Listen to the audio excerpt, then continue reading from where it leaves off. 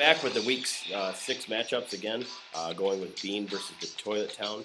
The story of Toilet Town is injuries, injuries, injuries, injuries. Aaron Rodgers might not play. Calvin Johnson might not play. Fitzgerald is on a bye, and no Sean Moreno. Yeah. So, what do you think is going to happen with Toilet Town this week? He's going to have a tough time scoring 100 points again, that's for sure. I think, he's got to hope that Calvin can play.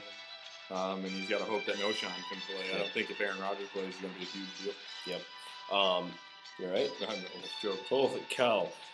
Anyway, on the Bean side, he's hoping for a Manning revenge game from his 8 points. But Hillis is hurt, and he's going against the Steelers. That's not a very good matchup at all. No, I don't think Hillis going to want to carry the ball.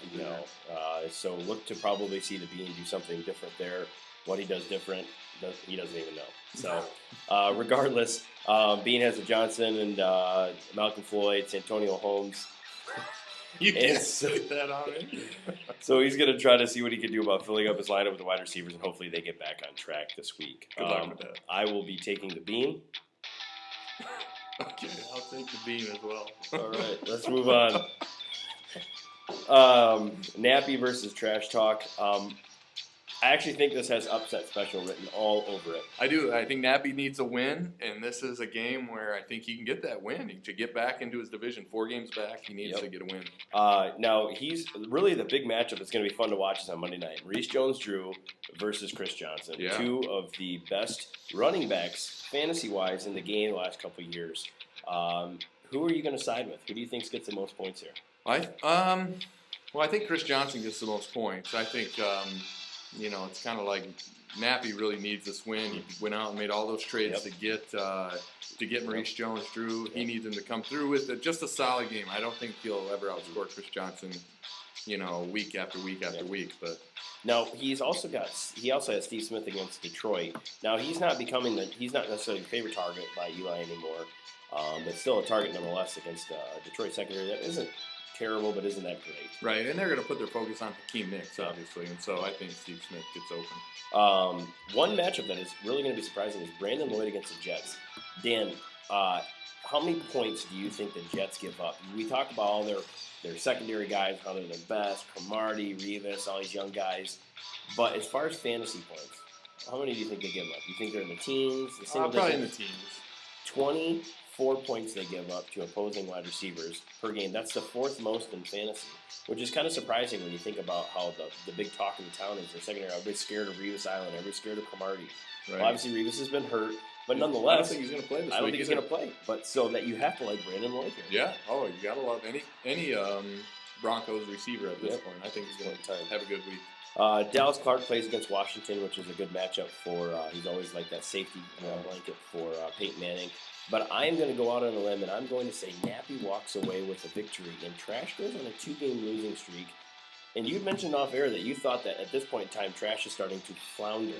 I think he is. I think he has to be nervous. He's got to be sitting at home thinking, I may finish this season 5-8. Wow, that would be a treat for all of fantasy. Yes. Oh man, that'd be tremendous. Who are you taking? I got Nappy. I think he pulls the upset. I think he gets back into a 2-4. I think I picked him the last time we did the show, which was his only win of the season. So interesting. We'll wait and see what happens. Then our game of the week, more or less by default, because we didn't really know what to go with. White Trash versus New Guy. White Trash is an interesting scenario. Yeah, he has Terrell Owens is on a bye week, and he does not have a wide receiver or a tight end to fill in a spot. Yeah, apparently it was some sort of Boyke strategy to get as many running backs as possible and hope for the best. Yeah. Unfortunately, you can only play 2 running backs. And so he is going to be out of a wide receiver unless he picks one off of the waiver wire. There's a lot of good ones out there. There are, but he's afraid to drop any of his guys for fear that somebody else might pick him up. Yeah, I think so. But I look at like Owen Daniels. Yeah, he can't drop him because he doesn't have another tight end. Right. So that's going to be able to play. But anyway, Terrain at Indianapolis probably looks like his best matchup. Indianapolis is run defense is terrible. Yeah, it's bad. You can't say the other way. No, I can't say it's bad. It is really, really bad. So regardless, White Trash looks like he might be in trouble this week. A new guy is starting Big Ben comes back. We can prepare for Cleveland.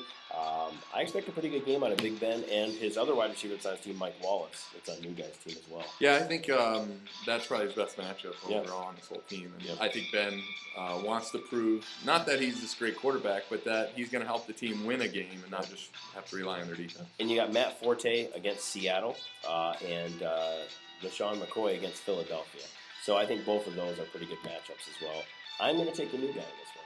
Yeah, I like Annex. I think he's got the better team. I just think he outmatches White Trash in this week. All right, well, that's it for our Week 6 preview. We appreciate Mr. Chapman stopping by, filling in for the unavailable commish for personal health reasons.